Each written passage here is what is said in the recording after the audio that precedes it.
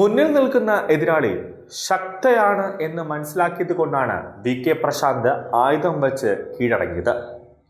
സാധാരണ ഒരു ബി.ജെ.പി. കൗൺസിലറായ ഒരു യുവതിയായിരുന്നുവെങ്കിൽ CPM സഖാക്കന്മാർ വീട് അടിച്ചു തകർത്ത് അവിടെ ഒരു ഭീകരമായ അന്തരീക്ഷം സൃഷ്ടിക്കുമായിരുന്നു.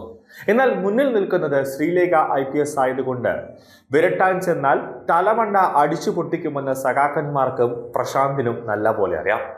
അതായത് CPMന്റെ ഒരു വേലത്തരവും ശ്രീലേഖയുടെ അടുത്ത് വേവില്ല എന്ന് CPMകാർക്കും സഖാക്കന്മാർക്കും നല്ല പോലെ അറിയാമെന്നതാണ് മറ്റൊരു പ്രധാന കാര്യം. അതുകൊണ്ടാണ് വി.കെ. പ്രശാന്തിന് നേരെ ശ്രീലേഖ സകല തെളിവുകളും എടുത്ത് പുറത്തേക്ക് ഇട്ടപ്പോൾ തന്നെ ആദ്യം വി.കെ. പ്രശാന്ത് ഒന്ന് വലിയ ഗമയിൽ ഇരുന്നുവെങ്കിലും ഓരോ ദിവസവും പത്തികൾ പുറത്തേക്ക് വന്നതോടെ ഇത് വലിയ രീതിയിലുള്ള ഒരു അഴിമതിയായി മാറുമെന്ന്, അതായത് അത് വി.കെ. പ്രശാന്തിനെ മുൻനിർത്തിക്കൊണ്ട് മറ്റ് CPM സഖാക്കന്മാർക്കും ഇതൊരു തലവേദനയാകും, മറ്റ് CPMന്റെ കൗൺസിലർമാർക്കും ഇതൊരു തലവേദനയാകുമെന്ന് മനസ്സിലാക്കിക്കൊണ്ടാണ് പാർട്ടി തന്നെ പ്രശാന്തിനോട് പറഞ്ഞത് അവിടെ നിന്ന് എത്രയും പെട്ടെന്ന് പെട്ടിയും തലകണിയും എടുത്തുകൊണ്ട് മാറിക്കോളാൻ, ഇല്ലെങ്കിൽ അത് വരുന്ന നിയമസഭാ തെരഞ്ഞെടുപ്പിൽ CPMന് വലിയ ഒരു തലവേദനയായി മാറും. അതുകൊണ്ട് തന്നെയാണ് കഴുത്തിൽ കുത്തിപ്പിടിച്ചുകൊണ്ട് പ്രശാന്തിനെ ശ്രീലേഖ പുറത്താക്കുന്നതിന് മുന്നേ തന്നെ വി.കെ. പ്രശാന്ത് കസേരയും എടുത്തുകൊണ്ട് ഇറങ്ങി ഓടിയത്. കൗൺസിലർ ആയിരിക്കെ കൈവശപ്പെടുത്തി MLA ആയപ്പോഴും നിലനിർത്തിയ കോർപ്പറേഷൻ വക കെട്ടിടത്തിലെ ഓഫീസ് വി.കെ. പ്രശാന്ത് MLA ഒഴിയുകയാണ്. ശാസ്തമംഗലം കൗൺസിലർ ആയിരിക്കെയാണ് പ്രശാന്ത് ഈ ഓഫീസ് സ്വന്തമാക്കിയത്.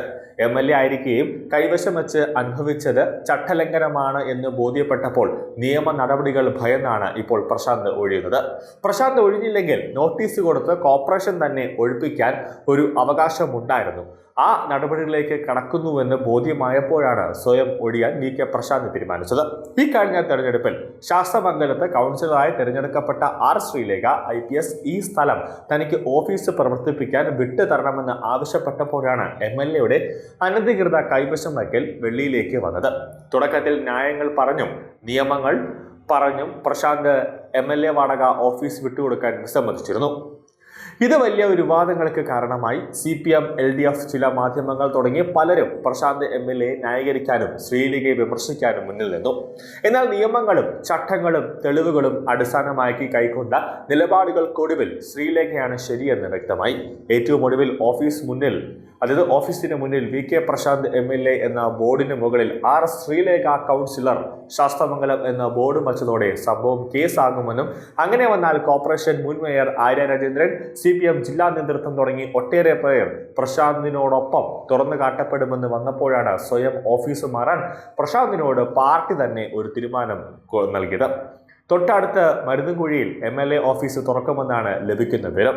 ശ്രീലേഖ ഒരു റിട്ടയർ IPS ഉദ്യോഗസ്ഥ ആണ് എങ്കിലും IPSന്റെ അന്വേഷണത്തിൽ തുറന്നു തന്നെ പോയി. അതിൻ്റെ ആദ്യ ഒരു അന്വേഷണമാണ് വി.കെ. പ്രശാന്തിന് നേരെയും CPMന് നേരെയും ശ്രീലേഖ പൊട്ടിച്ചത്. ശ്രീലേഖയുടെ ഭാഗത്ത് നിന്നും ഇങ്ങനെയൊരു നീക്കമുണ്ടാകുമെന്ന് സ്വപ്നത്തിൽ പോലും പ്രശാന്തോ CPMോ കരുതില്ല.